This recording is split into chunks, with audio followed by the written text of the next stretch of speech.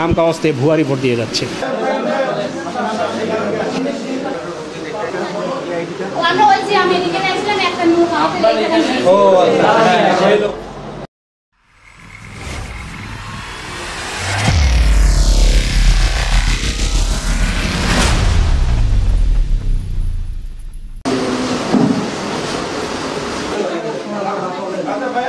আজকে আমরা আইন শৃঙ্খলা রক্ষা ও অপরাধ প্রতিরোধ কার্যক্রমের অংশ হিসেবে মোবাইল কোর্ট পরিচালনা করি। নিউ এশিয়া ডায়াগনস্টিক সেন্টার, এটি শহীদ জিয়াউর রহমান মেডিকেল কলেজের একেবারেই অপোজিটে।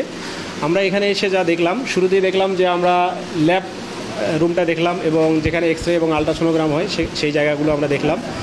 দেখার পর যেটা আমরা দেখতে পেলাম, ল্যাব রুমে যিনি টেকনিশিয়ান আছে উনি আমাদের কাছে স্বীকার করেছেন যে উনি 3 থেকে 4টা টেস্ট করে উনি রিপোর্টে সাইন করেন, আর বাকি অতিরিক্ত যে টেস্টগুলো এখানে করা হয় সেখানে কে সাইন দেয় উনি জানে না। মানে এখানে ভুয়া রিপোর্ট, কিছু পরিমাণ ভুয়া রিপোর্ট এখানে রেগুলারই দেওয়া হচ্ছে। এবং আমরা যেখানে এক্স রে এবং আলট্রাসোনোগ্রাম রুমটা দেখলাম, সেখানে দেখলাম যে এখানে কোনো ধরনের ফ্যাসিলিটিস নাই একজন মানুষের এক্স রে করার মতো। বিশেষ করে মহিলা এবং যারা আমাদের মা বোনরা এখানে চিকিৎসা নিতে আসেন, আলট্রাসোনোগ্রাম বা এক্স রে করেন, সেখানে যে মানে একজন এক্স রে করার পূর্বে যে কাপড় ব্যবস্থাপনার বিষয় থাকে বা অ্যাপ্রন থাকে, এরকম কোনো ব্যবস্থাপনা এখানে নাই।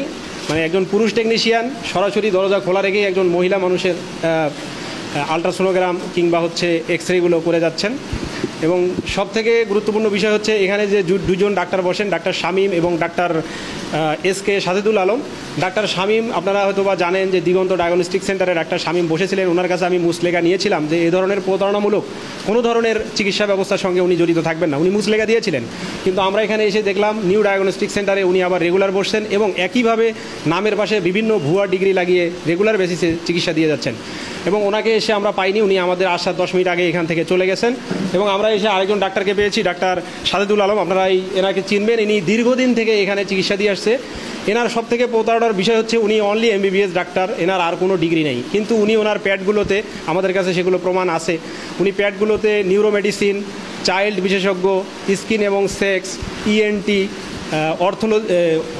অর্থোপেডিক সার্জারি ইত্যাদি বিষয়গুলো মানে প্যাডের উপর লিখে মানুষকে প্রতারণামূলকভাবে চিকিৎসা দিয়ে আসছে, যেটা আসলে উনি ডক্টর হিসেবে ওনার এথিক্সের সঙ্গে বিষয়গুলো যায় না। কিন্তু উনি রেগুলার বেসিসে এই মালিকের সঙ্গে যোগ সাজস করে এই নিউ এশিয়া ডায়াগনস্টিক সেন্টারে মানুষকে প্রতারণামূলকভাবে এই রুগীদের নাম কাওয়াজতে সেবা দিয়ে আসতেছেন।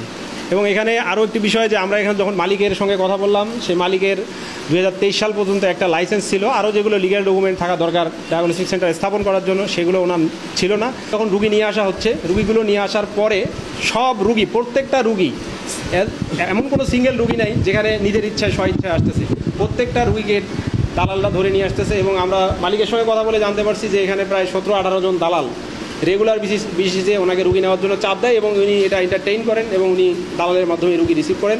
এবং রুগীর যে অর্থ মানে অর্থাৎ যে বিল হয় তার 50% টাকা দালালকে দেওয়া লাগে এবং বাকি 50% টাকা এনারা নিজেদের কাছে রাখেন।